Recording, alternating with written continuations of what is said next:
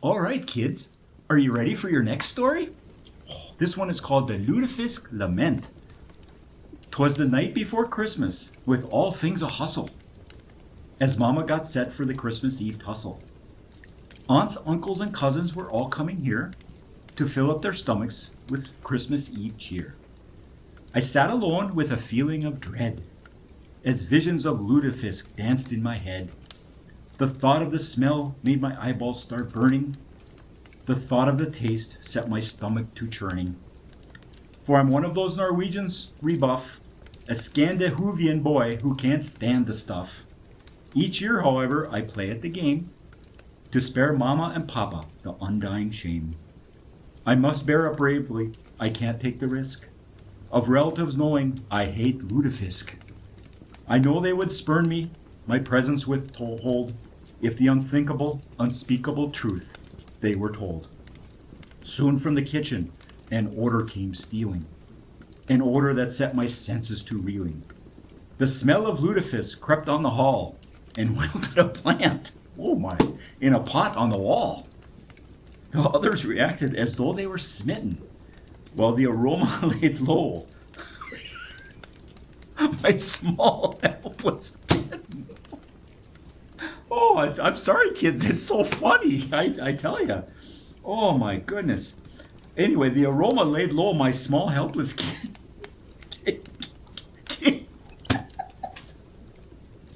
Okay. Now stop laughing, kids. Stop laughing.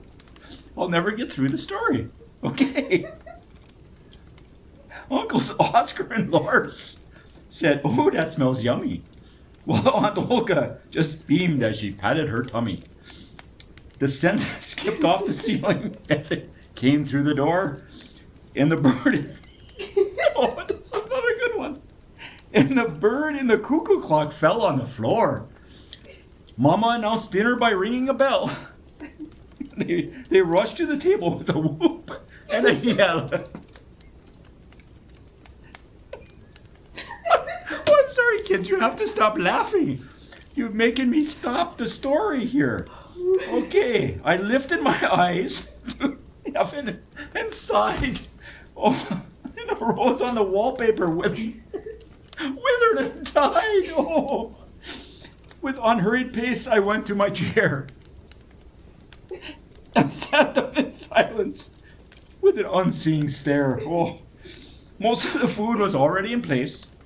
There only remained the Lutefisk space. Then in it came, you could just hear the drools. You would think that the bowl held Norway's crown jewels. Oh, then Mama lifted the cover on that steaming dish, and I was face to face with that quivering fish. Me first, I heard Uncle Sven call, while I watched the paint as it peeled from the wall. The plates were passed for Papa to fill. I waited in agony between fever and chill. He would dip in the spoon and hold it up high. It oozed on the plates. I thought I would die. Then came my plate. To my fevered brain, there seemed enough Lutefisk to derail a train. It looked like a mountain of congealing glue, oddly transparent yet discolored in hue. With butter and cream sauce, I tried to conceal it. But wouldn't you know, the smell would reveal it. I drummed up my courage. I tried to be bold. Mama said, "Eat it before it get cold." I decided to try it. Oofta, I sighed. Oofta, indeed, my stomach replied. Then I summoned that courage for which Norskies are known. My hand took the fork with a mind of its own. With reckless abandon, that Lutefisk I ate. Within 20 seconds, I cleaned at the plate. Uncle Oscar then flashed me an ear-to-ear grin, while butter and cream sauce dripped from his chin. Then, to my surprise, he said in my ear, "I'm sure glad that's done for another year." It was then that I learned a wonderful truth, that Swedes and Norwegians, from young men to youth, must each pay their dues to have the great joy of being known as a good Scandinavian boy. And so to you all, as you face the test, happy smorgasbord to you, and to you, all my best. Oh, that was a sad and funny and just wonderful story there at the end, wasn't it, kids? Yes, wonderful. Oh.